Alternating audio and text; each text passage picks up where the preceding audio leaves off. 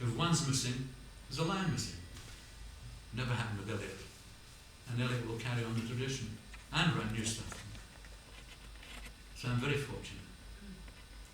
Joey, you've done some of these come dancings, haven't you? With the come dancing shows? I just did the one. Have you ever had trouble with these dancers, you know, with the time that they want, the tempos? No. That's usually a band leader's nightmare. I know, well, I've worked on the actual timings. I mean, the last year I had the band, I played in the Hammersmith Palace for 3 weeks when Lou Prager went away. And they put a stopwatch on you in the afternoon on every dance, because all the professionals practicing. And so I learned very quickly. And I still remember there were two managers, both called them by the name of Peter. They took it in turn. And one of them came to me one afternoon and said, "Tommy, look at this. A slow foxtrot can go down to 30 bars a minute instead of 32 to suit the number for dancing." And so that afternoon, at the end of the session, the other Peter was on the stopwatch. Tommy perfectly set one number. I quoted the number of the slow foxtrot. He said, "That's the one." I said, "Have you not seen it, the new note?" And he hadn't seen it. So anytime when I did the come dancing thing, I knew everything they wanted. And I played in later I played in the Babylon for 2 years.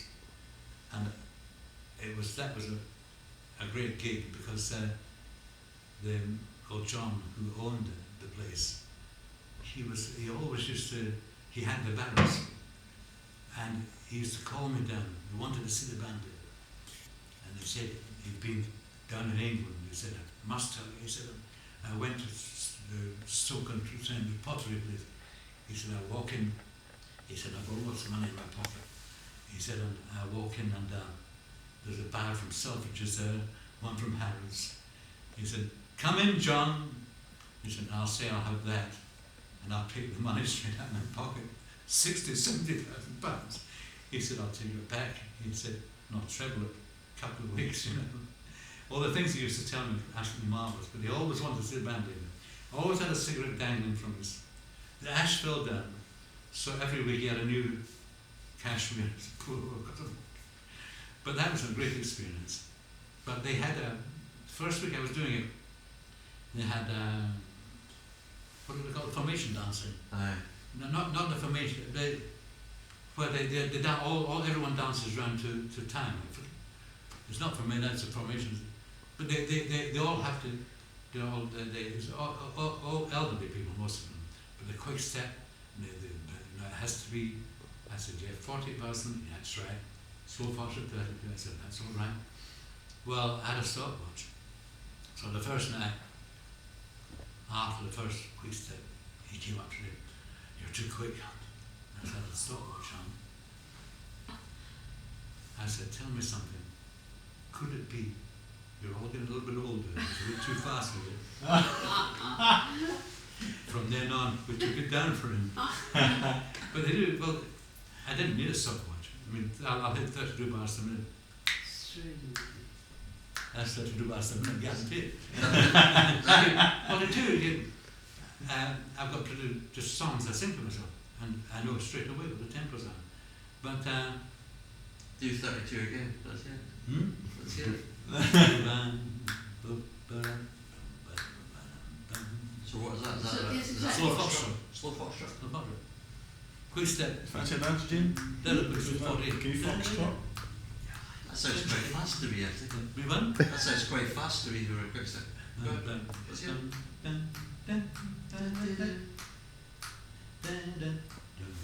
That's guaranteed 48. It's the metronome. This will How did you first well, meet? that's the one I always sing. The best Really? things To I get like. the other tempo. together. Yeah. How did you first meet the handsome, talented Tom Finlay? How did you meet him? Oh, They're not. Oh, Sorry about that. Good job, you Look at understand the reaction. that, I tell you. earlier I wasn't. got the microphone there. What kind of reaction is this? It's hard to remember how I met Tom. I remember when I think Henry had an office around the corner when you had that basement with Duncan where you The Donald Street, sorry. and I asked you to look at my tax return. That's what I mean. Oh, right, so it wasn't a musical meeting. Yeah. But I don't know when I first. I mean, I heard about Tom and Jack, his brother, being good friends, but I don't know when I really first. Yeah, I can't remember either. But I mean, well, he's our favourite pianist. Tommy, sweetheart. If you want to know, on Sunday, Elliot was with me all day. Eric who? Elliot Murray. Oh, Elliot. Elliot was with me all day, and he was talking about pianists. Tom's my favourite. Why did you say that? Elliot said that. That's very nice of him. And that's my favourite musician. So, That's nice. but he's Tom is not 1 in 100 pianists can account to people. Not one. So maybe 1 in 1,000. But Tom, when he's accompanying the Call of Voce stuff, there's no one near him. And that's why Craig is so lucky. We're sitting at Queen's Hall and Craig will go and do an under out of tempo. He makes it. He did it on, well, when Elliot did San Francisco, didn't he? And you listen to that. You listen to that backing there from our pianist. That's him. That's my man. I'm saying with myself. That's Yeah, good. exactly. And it's jazz. I mean, when I go in here and play, we're playing with Danny Mossel and Shannon with Joe Temple. Wonderful jazz player. Never gets enough chance to do enough jazz in my band, but I have to give them all a chance. You can't have it all. Okay, what else? You got any more questions? What we got? James got a few. Not really, but What other? Just trying to think what other things might have been. Celebrities. We've talked Palladium about stuff. Can you tell me about your Palladium days? You did some Palladium stuff, didn't you? Oh well, used to job with John Mitchell or with Beryl Stott. We used to put backing groups in. I think I told you about the day that we were doing two. We were doing Frankie Vaughan at the BBC at Hammersmith. And we were doing backing in the Palladium for Sunday night at the Palladium. So I was with Beryl and Wally. I stayed over that night because we had to dash about all over the place. But I had a cyst on my back, and the doctor said, well, we won't touch it till it flares up. Well, it flared up that morning, and the pain. So we had to dash, first of all, I think we did the Palladium first, the band called. Then we were in taxis straight out to Hammersmith, did Frankie's, then back to the flat, which was in Bayswater. And this was giving me jip. So they were giving me brandy to get rid of the pain, you see.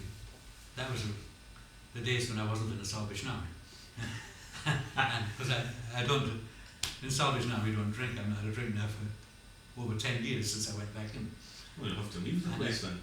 I don't miss it at all. I had plenty before that. But anyway, that day we have all this the pain going on. So Bill and I are drinking tea with brandies, and then we went and did the two shows.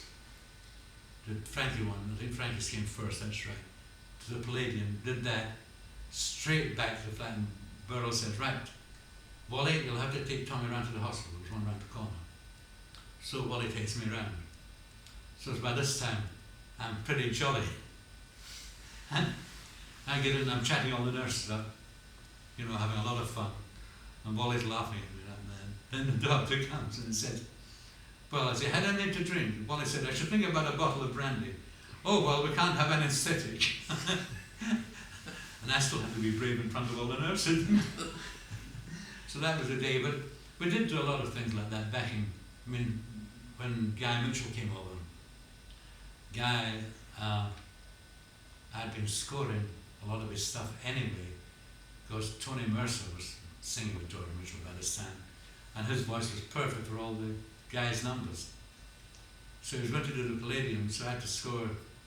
We had to score stuff and put a backing group, because we were doing the Palladium and going on tour. And we were doing the Palladium, and the conductor was Wolf Phillips, Sid Phillips' brother, trombone player, good arranger too, super guy, good friend. So we were off camera, of course, and Guy's doing this number, and he was terrible from memory, and he's singing, and I realised halfway through that he'd cut a verse, and this was live, television live.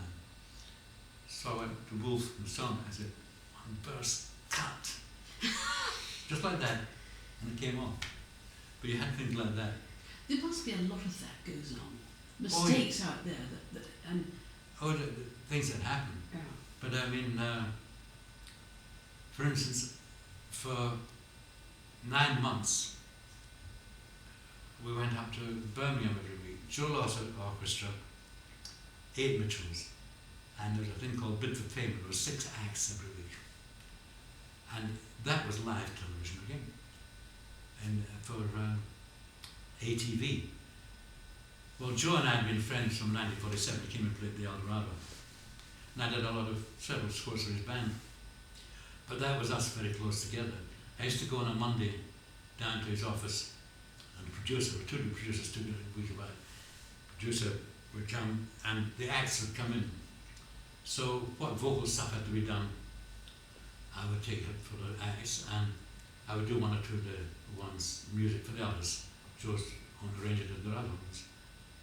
And then we went up on Saturday afternoon, or went up on Saturday morning, and we would run through with just the pianist, Joe, the acts and Mitchells on a Saturday afternoon.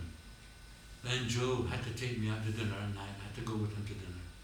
And I had to come back with him in his car at night, so we became very friendly. But the things that went on there, we had to go and take part, you know, in some of the acts. Being Mitchell, she did everything like that. I mean, that was why I was asked to stop playing the Salvation Army in the 50s, because I was doing sketches with Benny Hill, and they said they were too blue. And Benny never said a word of it was all in your mind. He meant it, but it was all in your mind. Anyway, we did everything.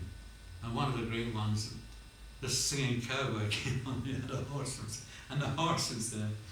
And they're singing, you're doing one show and then doing different things. And we had to go on and dress up as cowboys and sing behind the singing cowboy. Well, the acts before were on, we were backing them, and Joe's conducting away. And they're putting out the place, put the beans on. Well, suddenly, and the horse is eating Tony Mercer's beans. And do you think we could sing? We'd giggle, giggling, you know, it's terribly trying to sing backings, and it was seen as happening. And the things like that did happen.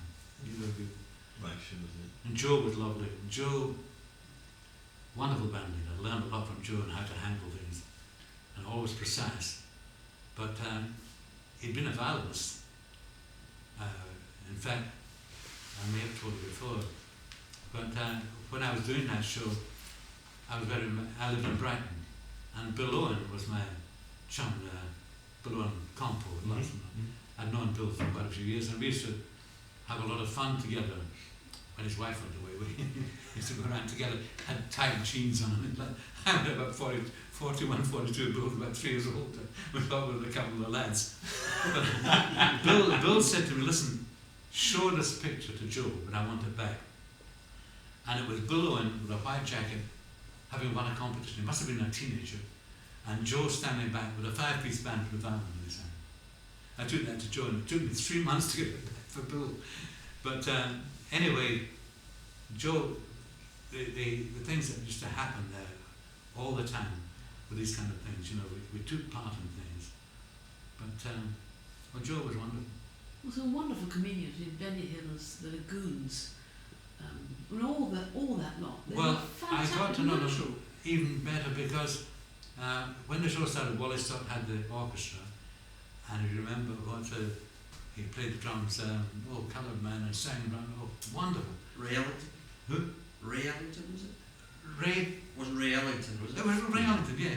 Yeah. He used to be on the same show. But the producer was Dennis Wayne Wilson. And Dennis and I worked together week in and week out with the Mitchells. And Dennis, I remember, Dennis was a big fan of mine. He liked the music. And we gave a party for people this night. And I still remember Dennis standing up and saying, there are very few geniuses in the world. I'm one, but Tommy's one. George Mitchell was there that night. George, because I had to look up all the things in Birmingham. But all that sense of humour feeds you, doesn't well, it? Dennis started he taught, when it started, he said, you must come to, I'm doing a trial, a pilot show. And I went to the pilot show of the Guns, and it was passed, and it was in the Earlian Hall, which is in Bond Street, and for the first year I had the 4 seats in the centre of the front row for my guests and myself. And of course, I was with them all the time. They were great. And then, it seems that they were just funny all the time, just They absolutely were natural. wonderful guys. And of course, Harry Seacombe got a rose, and so did Peter. Both won Rolls Royces. And after the show, when in the Earlian Hall, it was a weekday, there was something on, and they're about different places, and they're both nearly at the Earlian Hall going the opposite ways, and they're travelling, and Harry jumps out on the, up the workers! To Peter. Harry was a lovely guy. I used to see Harry when he came up here, and he was at Adamsworth Hall. Harry, I went to see him. I sent word up, and Lisa was with me. I wanted her to meet Harry. She went up, and of course, the last thing they do when they're going on stage is put their trousers on to keep the creases. Oh, So Harry's standing there and just a shout to him. And Lisa said, do I call you Harry or Sir Harry? Call me what your bloody like, love. The same Bob Monkhouse. I met Bob, 1947. One of the first concerts I did, and it was at on the coast, East Coast. Anyway, the agent phoned up and said, you have to have something on, so we're sending a young comedian who's just done a few broadcasts. And so I always rehearse my band every day, and we're on the stage rehearsing, and it was at Yarmouth, on the stage rehearsing, and this young fella came in and I go, can I see him? I said, I'm Bob Monkhouse, I'm a comedian. He said, is there any chance you could pay me my fee just now? She was Irish, they'd arrived at Crewe from Ireland with his fiancée when he married, and there's no trains, and they'd taken a taxi so he wouldn't let anyone down, so I gave him the money. And so he was at with no trousers on when Lisa met him. And he said, as Tommy told you how we first met, he said we just had enough money to get back to London. He was on £25. That's how little he got then. Now he's a millionaire. But I used to see him a lot in London, right? And these guys have never changed. Whenever I see them, they're always exactly the same. And when was the last time you saw Bob Monkhouse then? Sorry? When was the last time you saw Bob Monkhouse? Oh, quite a few years.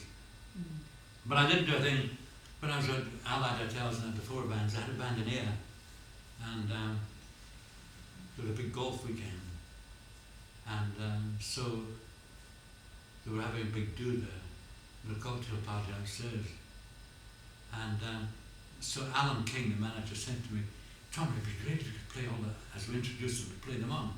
So I got to sing the tune and all, I did it all. Then, fortunately, I put numbers on them all, because Harry comes in and said, I'll introduce them. There's so-and-so, and I'd say, 5, whatever number it was. Did you ever come across Ella Fitzgerald? No. Lena Horne, I worked with Lena Horne. She was great.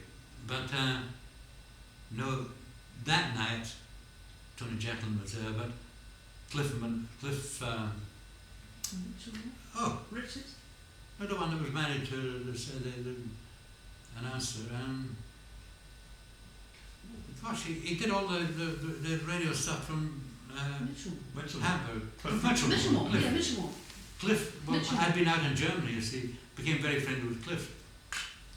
So when he came in, he didn't know I was there, so we just played, it was like da-da-dee-dee-dee-dee. But the amazing thing was about that, the first broadcast I did when I came back from Germany, and this is 48, Jean Metcalf was the announcer. And she came to me before the show, she said, Tommy, you've just back, did you meet Cliff Mitchell? I said, yeah, great.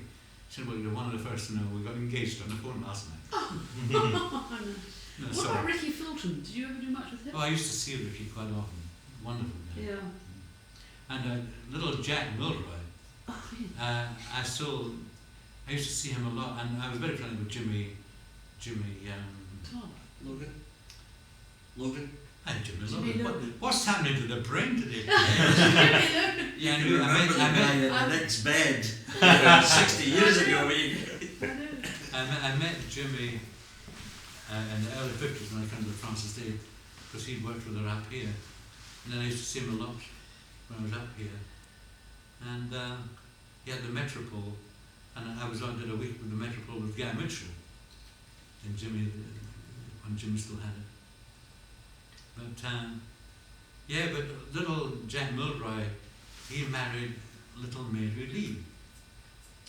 And little Mary Lee sang with Roy Fox when she was 16 in Edinburgh. I saw her on, he was a vocalist and made 1 or 2 records. And I saw her when I was a schoolboy, we were singing in the Empire. And of course, I became friends with her up here, with Mary Lee. And I've still got a tape, but I was singing one of the numbers, you know, that she sang with Roy Fox. And so Jack, he's always, well, I played the Showbiz Ball in Glasgow for about 5 or 6 years anyway. And that was my 10-piece band. And I did it until some of the young ones came in and they wanted pop bands. But always I saw the Jimmy and Beatty and Jack Milroy and all the lot. They all used to come. I used to meet them all. And Peggy O'Keefe still played the piano, the dinner music, you know. Did you ever come across, what about the glamorous singing stars of the ladies? Alma Cogan? Did you remember? Did I come across when I started? Did you meet them, you know? Well, I started it. What happened was my bass player, who'd been my bass player, Sammy Stokes, when I was at Chapels, came up and saw me, said, Tommy, there's a girl singing down in Brighton. He said, she's very good, but I'd like to see if you could help her. He said, she's actually quite wealthy in that, you know. So I said, well, I'll listen to her. She came up, and it was Alma. And I was very friendly with Dana Coupland at the time, who did Bless His House. But Stanley Black had a program called Top 20, or Top Show, and Dick James was the male vocalist and Dana Coupland was the female vocalist. And so I used to knock around with Dana as a friend because she was in love with one person and someone else was chasing her around the piano, so she used to latch onto my girlfriend and I. But she was singing she was a very good singer, she was singing in the Camden Hotel. Just at that time she was moving to go to the Grosvenor House.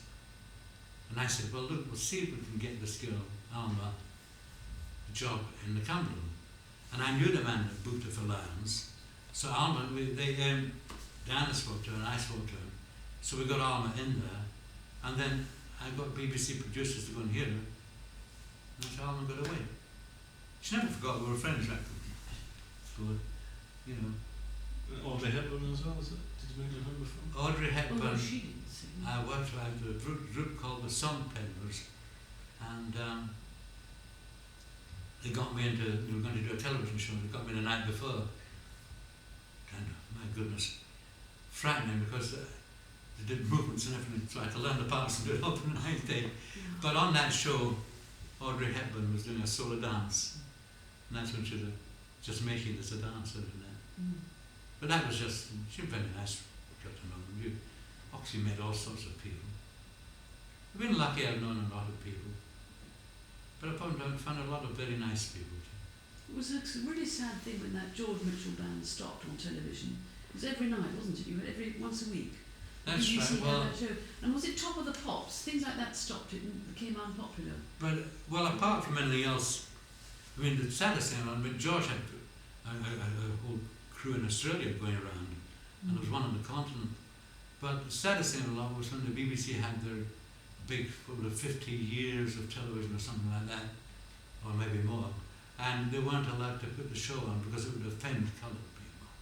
How Then like the BBC did, they dropped the show completely. That's because just of what it's offend. called the black and white minstrel show. Well, Gosh. I mean, we had a black and white minstrel show in the 30s. Jack Payne's wife, Peggy Cochran, was the pianist that did it all in the 30s. Not on television, on radio. And You when guys won't remember it. You and Keith won't remember that. I do. I've actually I've went to see the Black and White minstrel show. Believe it or not. Oh, yeah, That yeah. minstrel shows from about 1860 on. oh, black and white minstrel You show. know, there was But I a mean, long tradition of it. that I was, Changed it. without knowing it, I was responsible for starting that show. Because at the time I took Tony Mercer to George Mitchell because, with his horse, Gene Autry was over in this country, and for a couple of months he had to send back a program to his radio program over in America. So we used to go and the Mitchells, and we'd go and meet Gene Autry once a week, and I had to pick a number. George let me, I had to pick a number and do a number on the show, and that was sent back to America. And that number, Via Candias, my darling, Via Candias, my darling, I said to Tony Mercer, I said, here, come learn some. And he was right over Tony, Via, with the big deep voice. So I said, right, we're going to record that with George Mitchell tomorrow. I don't know, George. I said, come with me. So I walked in the studio. George said, what we got today? I said, listen to this. And I was Tony, he was with him. And then, just a short time after that, a band leader, Frank Weir. Everyone remembers him for doing The Happy Wanderer. But I remember him for having a fantastic small band. When I came out of prison camp, gathered a shared room with me, phoned me up and said, Tommy, I was in Fisher last night, you must come down and hear this band. It was Frank Weir. And it was the one I used, the small band, one trumpet, 4 saxes, including himself, piano, bass, drums. Went down. And it's the sound I use.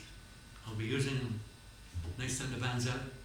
And so at the end of the night, I was still in uniform. I went down and spoke to Frank Weir. I said, oh, Mr. Weir, I said, I've been in prison camp the last year, I had a big band and everything. I said, but this is great. I said, what I've heard is wonderful. I said, but that number, Life is Nothing Without Music, there's a bit in the middle. Come and meet the arranger. I went over to the piano. George, it was George Shearing. He was the arranger. Wow. And he said, this is an army officer, he's from prison camp. He wanted, his name's Tommy.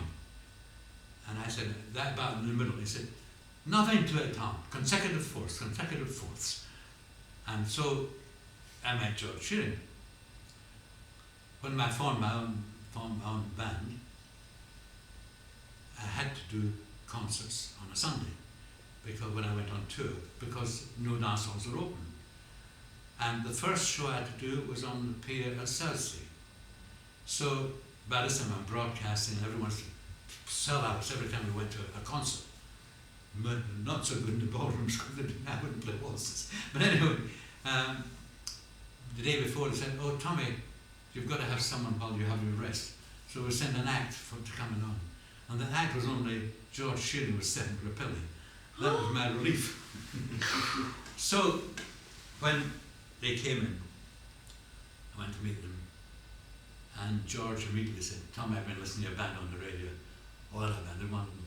I said, George, I've met you before. When have you met me before? I said, Fisher's Restaurant when I came out. Consecutive fourths, you remember? And so I was friends with George until he went to America.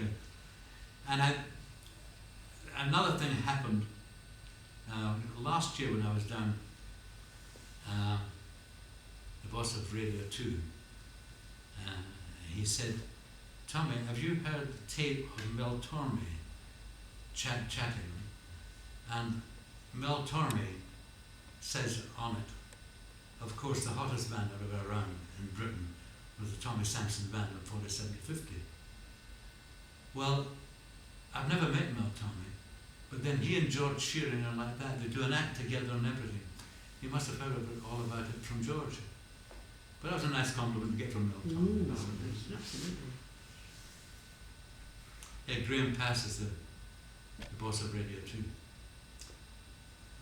He had me down when the Ted Heath Band was folding, and they had a party. And I thought I was just giving a talk about the musicians man had gone. When I got there, I'm ushered here, there, and I go in this door, and there's nearly all of the remaining Ted Heath Band and a lot of the old ones, and Graham there. And the only two of us that it weren't Ted Heath people was Ken McIntosh, the band leader, and myself. And they're both a lot of our players that played with Ted Heath. But that was a great day. What about royalty? You come across any of them? Which? Royalty. Royal family. Work for any of them? Well, the Queen wouldn't like to be reminded of this, but Good. well, it's true. Terribly. She must have wondered what she was listening to, because in 1948, when I came back from Germany, I'd been booked to play for the London County Council Ball, and at it were the two princesses, Princess Elizabeth and Princess Margaret, and they were sitting just above the band. Well, I've got this big swing band, belting and Stan Kent and all that. They'd been used to Tommy Kinsman music. And what song are you playing? Oh, I just Tommy made was people dance. cutting edge in 1947. Yeah.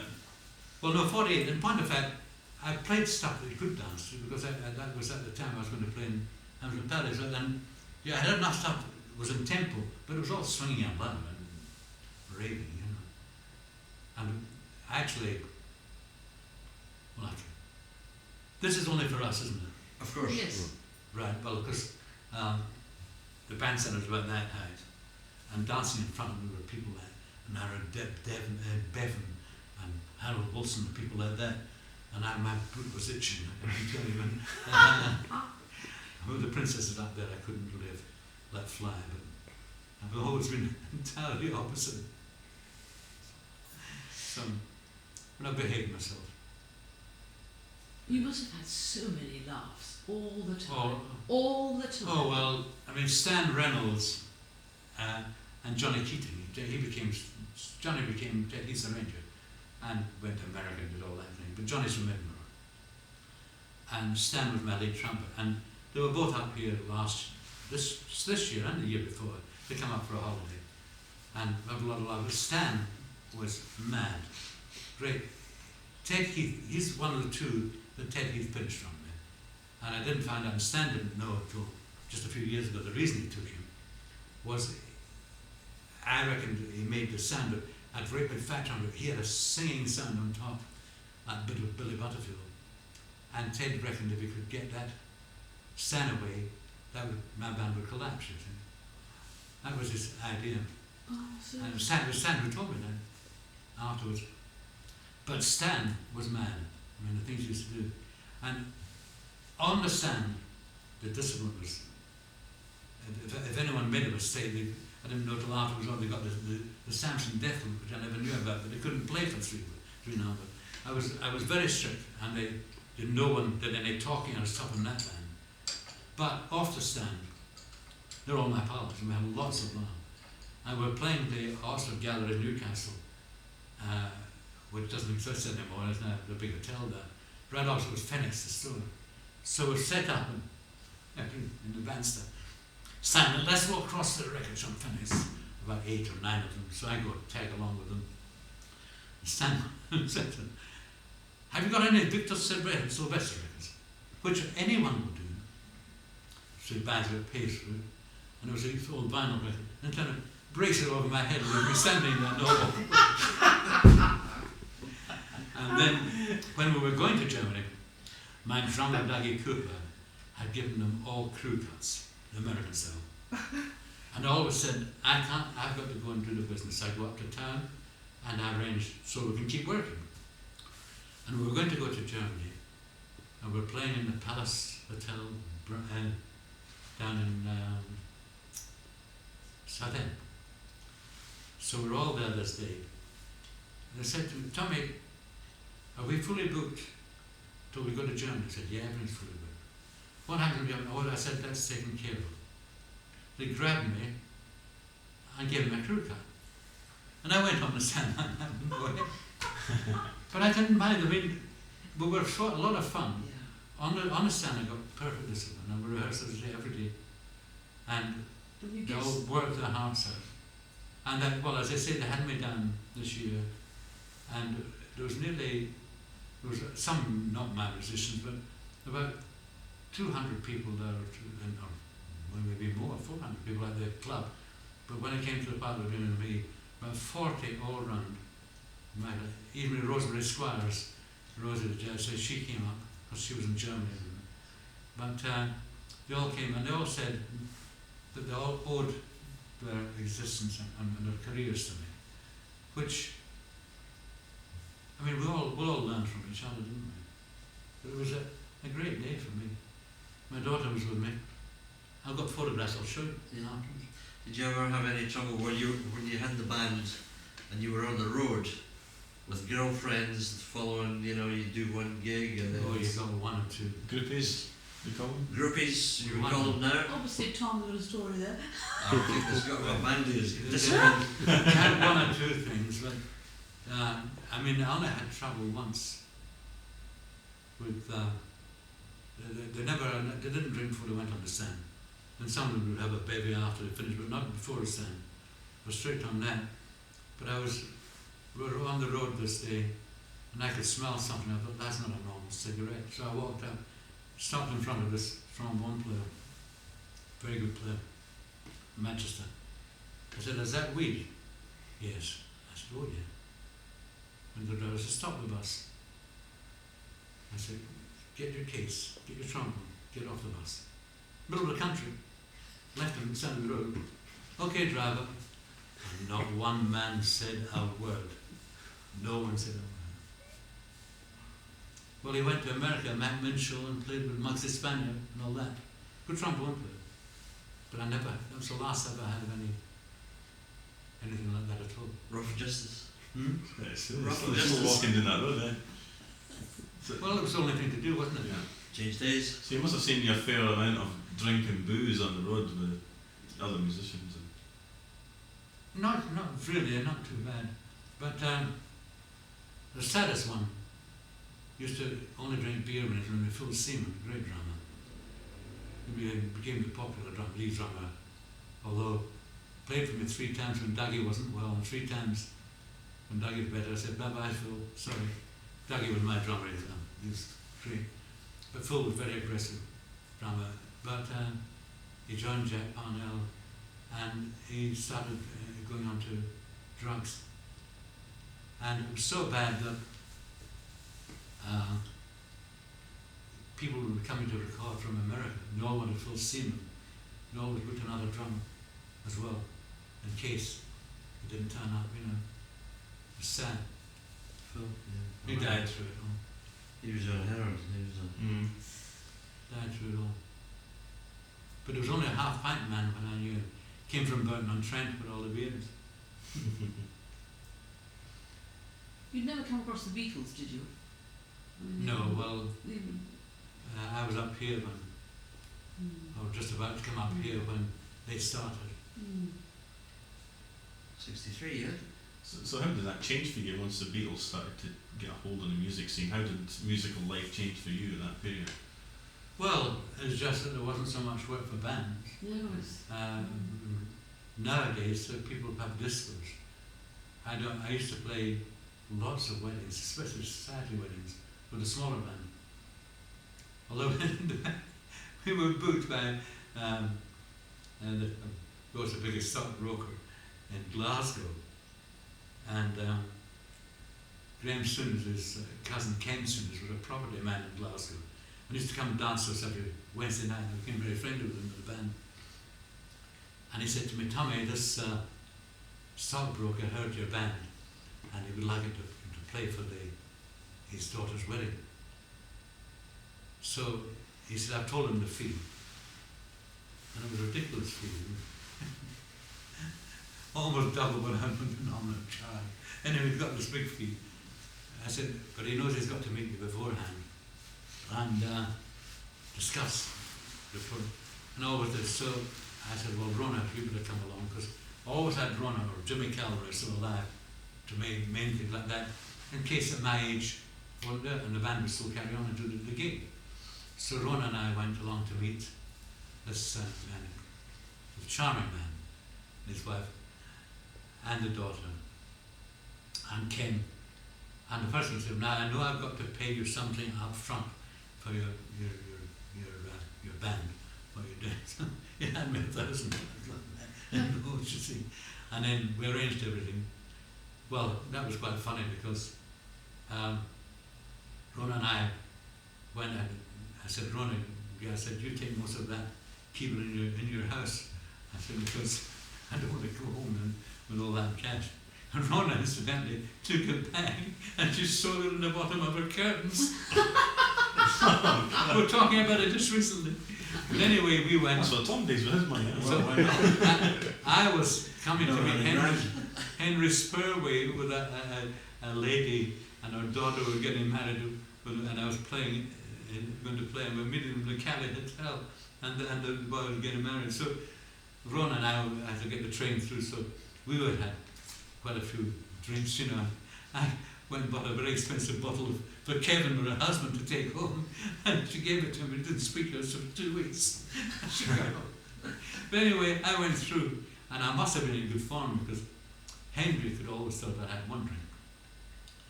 Anyway, I met them in the Cali, and I'm saying, well, you know, are you all sure about this? I said, because I've been married twice, you know. And then are you sure you should marry me? And you both sure, you know, having a time of my life, and all laughing in their heads. And Henry never said a word, and he would have normally said, Tommy, you've been drinking. So, I was going to tell you about the dance with this big, and it was in the hotel. It's changed its name now. It was right down on the freeway, I think they call it, down by the river. This big hotel. But all these big hotels, the main room, they can divide into three parts. You know, for conferences and that, you have things. Anyway, when we got there was another wedding now, and we had 2 parts, and the other wedding had 1 part, and then a quartet. And the guys came through and said, no, proper dance, but dance my brother. They came, they're all dancing to your band. I had an 18-piece band playing through the other side, and all I could hear was the big boom, the big belt. Shame. So this band said, I might not be, they're all dancing to what you're playing. Oh dear. There's funny things happening. Some outrageous things happen on gigs. I mean, can you think of anything else like that? I mean, that's a great story. Anything else like that? Funny things. I mean, what things happened to you then? I mean, what? Well, I mean, I played at a wedding where, you know, about halfway through the reception, the best man owned up that he'd spent all the honeymoon money, and he had none of it left, and they all started fighting. The whole wedding erupted into a fight when he owned up that there was no honeymoon money. This is during his speech? No, this was during the dancing and all that. Did the band get paid? He told Did the band get paid? I think we got paid, yeah. Yeah, I would remember. Otherwise, we would have been in the fight. That was a classic. Whose wedding? It was her birthday you spoiled. The electricity went off or something. Do you realise you've ruined my? No, that was during the 3-day week. That was at a nightclub. And the Ellis Witness? With Ted Heath, remember all Yeah, that. Each part of the town had one night. You could see it in the news. There was going to be a curfew. You could tell when it was yours, what area you were in. We were working at a nightclub which was playing there. It's Corn Exchange, you know Corn Exchange? Right. Next to it there was a nightclub there in the 70s. And so we were all sitting there, candles, right? And there's about 8 people in, you know, the place took 300, you know, Tuesday night. And we're sitting there, so the band was a 3-piece, you know, bass guitar, piano, drums, and vocals. And so we had no mics, and the bass guitar guy couldn't play because the amp wouldn't work. So we're sitting there saying, well, what will we do? So I said to the drummer, I said, you and I could go up and play a little something, you know. So we went up and Jammed a bit. piano and drums, played a bit, so played for about 20 minutes, got off and came down. This woman stomps up. She says, you've ruined my evening. This is my anniversary, she says. Call this a show. We're sitting there in the dark. I said, have you not been reading the papers? I said, there's a strike on, there's no electricity. I don't care. You've ruined my night. And she talks off. That's brilliant. Yeah. So good. You must have had some strange pianos too. I mean, I suppose did pianists find a funny pianist or Oh, pianos would be dreadful in the dance halls, huh? Pianos. terribly Yeah. bad pianos? Oh or, yeah, you got that. You know, button. There were in Germany. We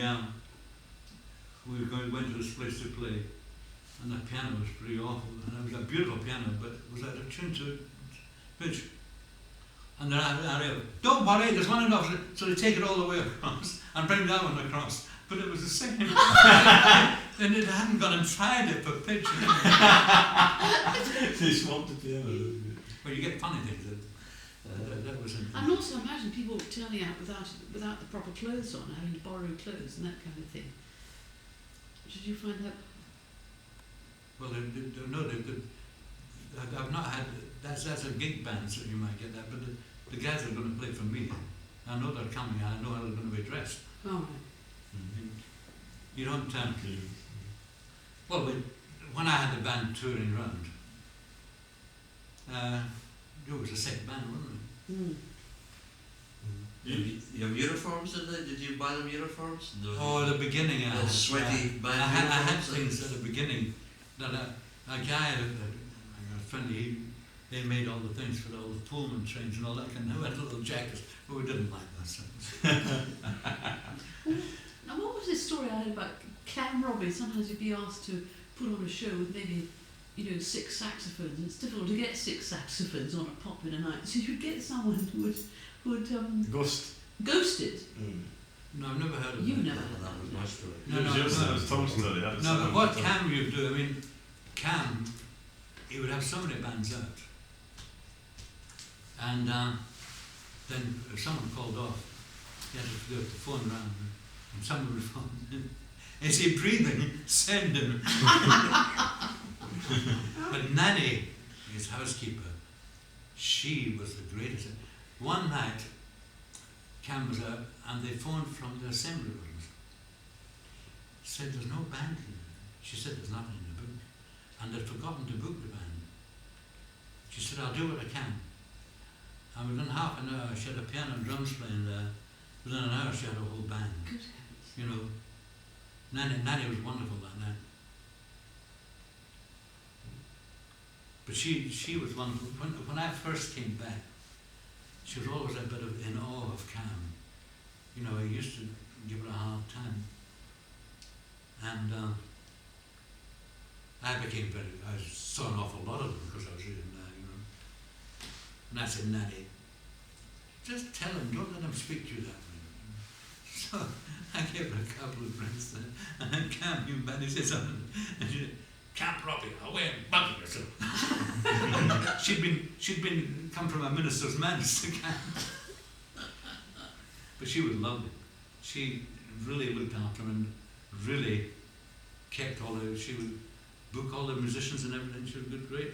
I mean, that's something, not everybody had that behind them, the backing. Oh, Someone at home like that. but Cam was a ridiculous man, but wonderful man. He knew everyone, especially Mrs. Sadler, could play all the all the balls. When I first came home, you see the people still came up to their houses in Scotland that they only opened up for summer. And they all had a marquee ball, you know, sometimes 3 a week, you'd be the same people, you know, and everyone you can. He used to go to the aperitif every day at lunchtime, and he did most of his work there. But I mean, when he went in, he always had immaculate suits, and he always looked spot on when he walked in. Cam really did it properly. Very good. I mean, I've had all my bands, and still I learn things from Cam. I mean, with my band now, it's the same. When Cam played with a ball, and we finished a number, he didn't stop playing for any length of time, because most bands will stop. What do I play now? And all this kind of nonsense. With Cam, he stopped playing the drums and shut a number. People thought it was a drum solo, and so it kept the people moving. And the moment you let people, I play the big balls, the moment you let people off the floor, you've got a hard job to get them back again. Yeah. I've got tricks. I mean, one I can always get them on the floor with, and it's not like I really lay the blanket on the ground. Come on, and you'll run and start singing, and the band is sliding second, and they're up. You have to do little tricks like that.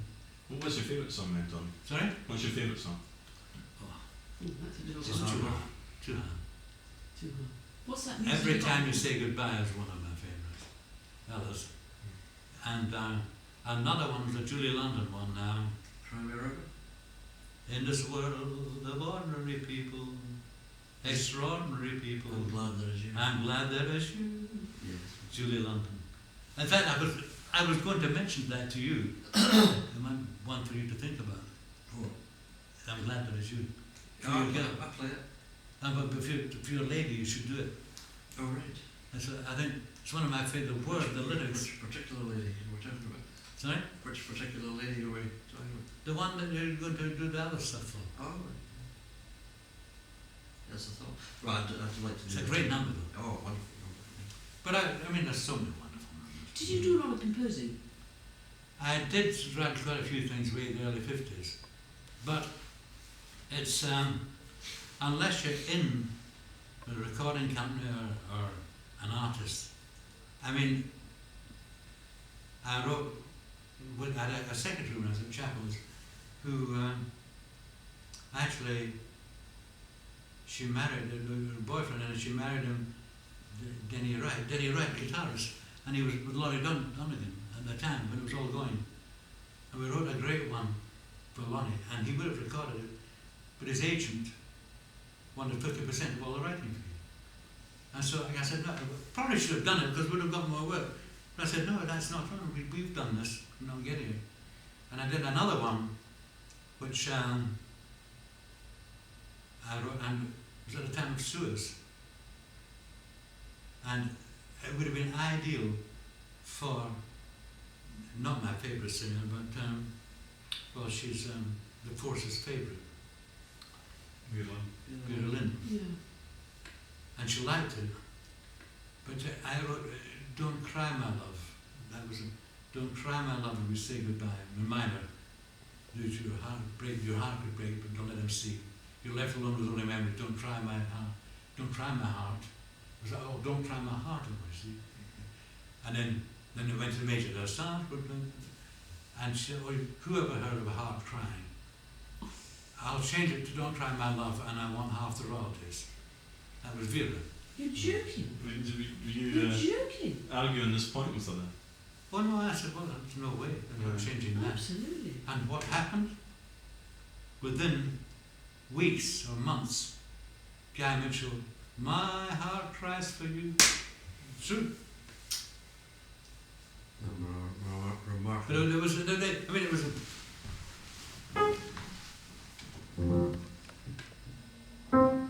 Don't cry.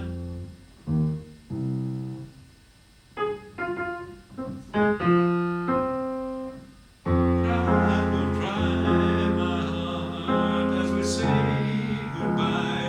Though you don't let him see. You're left alone with only memories. Don't cry, my heart, it has to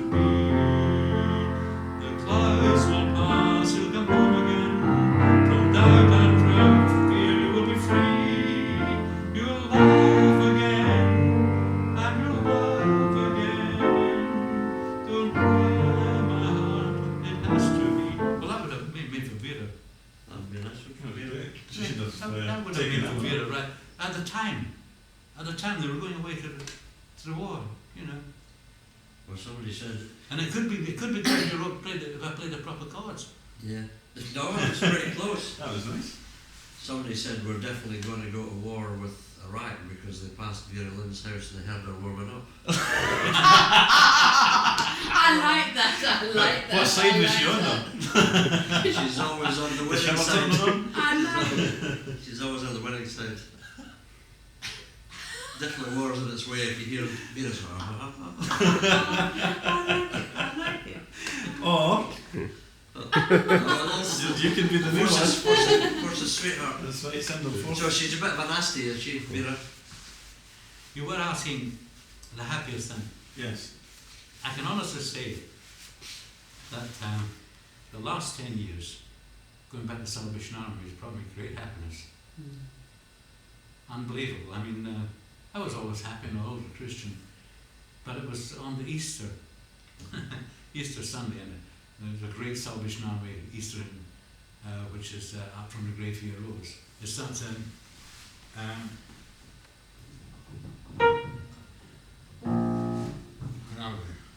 Low in the grave he lay, Jesus my Saviour. Very slow. Waiting the coming day, Jesus my Lord. Up from the grave he arose, with the mighty triumph, like that, you know. It's and I used to do it with the Salvation Army choir that I formed, but it goes like mad. Well, I used to listen every Sunday morning, 6:30 to Morning Has Broken. Oh. And it was a lovely one, because they used to go around and play small churches and play with ordinary singing choirs and churches. Then a man called Jack Hewell Davis, I think he's a minister, son of a bard obviously, he took over. And what did we get? We got him every hymn, he told us who wrote it, all about it. And so we got half the hymns, and he brought in cathedral choirs to sing them, and the special singers, the guys that write them, you know, the John Ritter choir and all the Rutter. John Rutter. There's all this kind of thing. I used to get mad. I said, this isn't what I want to hear. I don't want to hear his voice first thing in the morning, 6:30 in the morning, you know. Well, that Sunday, Easter Sunday morning, he didn't play Up from the Grave Here Rose. He probably never even knew it. But I said to Lisa, I'm going to Salvation Army this morning. I walked in and I got such a welcome. Never been away. I went back and decided to go in uniform and play with the band very badly because his teeth are gone now. But I sing with the choir, and I'm lucky. I can still sing the tenor parts and group parts. I'm very lucky that my voice hasn't disappeared altogether. Usually it does. I mean, the Merrimack's John McMichael had to give it up and reach the notes, and he'd only been in his 50s. So I'm very lucky that way. But I've had a lot of happiness. And forming this band, Swing Sally Swing, well, it's all Salvation Army music and gospel music, but it's all big band style, and it's even poppy style. And I mean, I've got one gospel one, To My Father's House, which is in come and go to me, to my Father's house, just like that. There's one of those, but I've got the samba, and all figures going through. And another one, Salvation Army one, I dare to be different, I dare to believe. Well, the way they've written it, and some stupid things of the people in headquarters Salvation, it's difficult to read. They've got it, I dare to be different, and they can't trace it, the people can't trace it. You know, they're trying to put it as if it's modern. And the Salvation Army just can't read it. So we don't do that with our choir. But I did the same as a samba, as a cha-cha. I dare to be different, but I dare the trumpet to be different trumpet. They love it. Army people love it. You know, it's just all different. And the whole idea is that we put on programs and people come to hear it.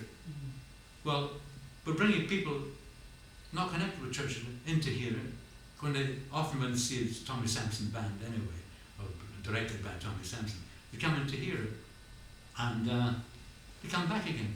There's people join the Salvation Army. Gorgie, I used to do it often in Gorgie. There's people who become Salvationists just through coming to hear it, and that's what I'm supposed to do as a Christian, Wow. to spread it and bring people to it. And so I feel I'm happy doing that. Well, music's a great.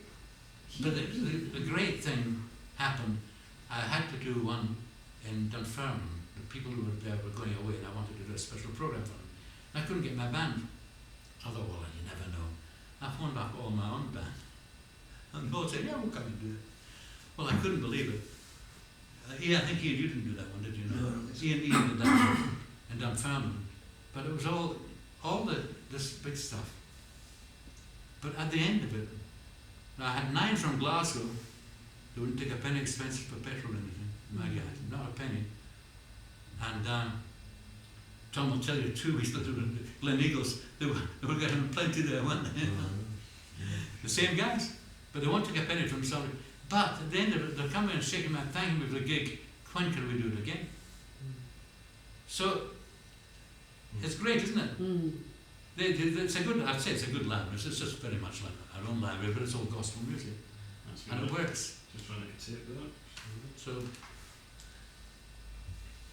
We'll have a wee break. Yeah, I think there's. Shit, you've been gone for 2 hours solid, Tommy. I'm well impressed. What? 2 hours. I think they might Solid. have a cup of tea. So I do think I. it's. Would it? I'm not- he's just an old blether. It's